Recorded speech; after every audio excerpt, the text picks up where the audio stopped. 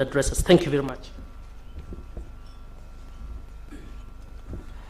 Thank you, Catherine. When you said Senator Sifuna is sipping his tea gently, I thought perhaps that's the only thing he can do gently. The Speaker of the Senate and all the leaders that are here, the Senate family, let me ride on the already established protocols. I beg to greet you all good morning. Mr. Speaker, I too have a written speech, but allow me to speak out of my heart and abandon the drafted speech so that I get to reflect properly on the meaning and the placing of this gathering in this beautiful city of Naivasha. Mr. Speaker, sir, driving down to Naivasha this morning, I reflected on the Senate and the journey that has been for the last few years of the existence of this Senate, and thought about its place and the reason for existence. Mr. Speaker, I thought deeply and remembered that we could not perhaps have chosen a more apt location to have our conference than in this city of Naivasha, which is a home city of devolution, because when the 10th Parliament, midway through their term, just like us, retreated here, then as a unicameral house, to put the final coat of paint on our constitution, it was in this very city, perhaps in a hotel not very far from here, that they saw it fit that they grant the Senate of the Republic of Kenya the powers to nurture and uphold, defend, and ensure that devolution succeeds in Kenya. And therefore, reflecting from here, I hope, Mr. Speaker, that by the time we leave here, we will have asked ourselves whether we have lived up to the expectations of those gallant men and women who sat down in this city and saw that Kenya deserves perhaps what is arguably the best gift that this country has ever bequeathed itself since independence, in the form of devolution. Colleagues and the Senate family as a whole, I asked myself and would wish to challenge you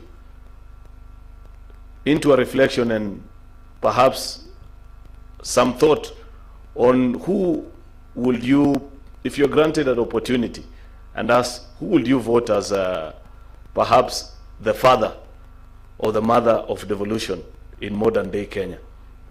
And I thought about many eminent Kenyans, people who made contribution. Of course, many politicians like myself would wish to claim that prize and think about we championed for this constitution and things like that. But my wandering post, when I thought about the life of one patriot, Dr. Chrispy, who paid with his own dear life for devolution to take root actually in this republic. When that gentleman chaired the subcommittee on devolution in the constitution making process, it was because of his very firm views and his unwavering stand on what devolution portended for this republic that he finally breathed his last, because there are many people who did not wish to see devolution and the success and the promise that it had for this republic. There are many people who believed that we should have remained as one state where up to date in 2025 we'd still be haggling over only one budget. That is commitment. And I thought that perhaps we as the Fourth Senate must pray to God so deeply that he grants us that level of commitment to devolution and the desire to have it to succeed, so that in each of our working day, honorable speakers, members of staff and colleagues, we live up to that depth of commitment and belief in devolution to see it succeed in all our 47 devolved units. Therefore, Mr. Speaker, we as a family, we have a very difficult task ahead of us, because each and every day we receive complaints from Kenyans who remind us that as a Senate, it is our primary responsibility and duty to ensure that devolution succeeds. And I will not engage you in a discussion of whether it is succeeding or failing, because you know the answers. You know what we have done well and the areas that we need to improve on. The only thing that I pray for, Mr. Speaker, is a level of commitment that that patriot had in seeing that devolution succeeds in our country. Because, Mr. Speaker,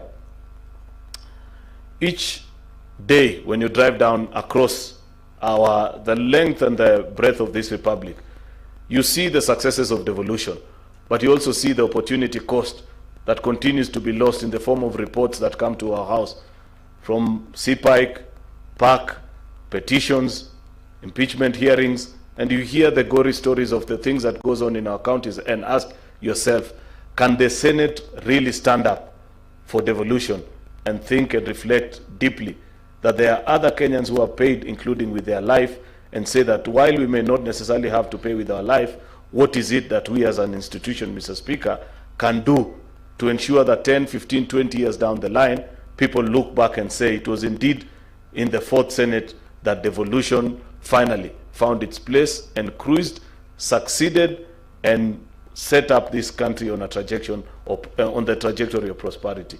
Therefore, that's my call to reflection to all of you, colleague senators, this morning. I thank you, and may God bless you as we begin this conference.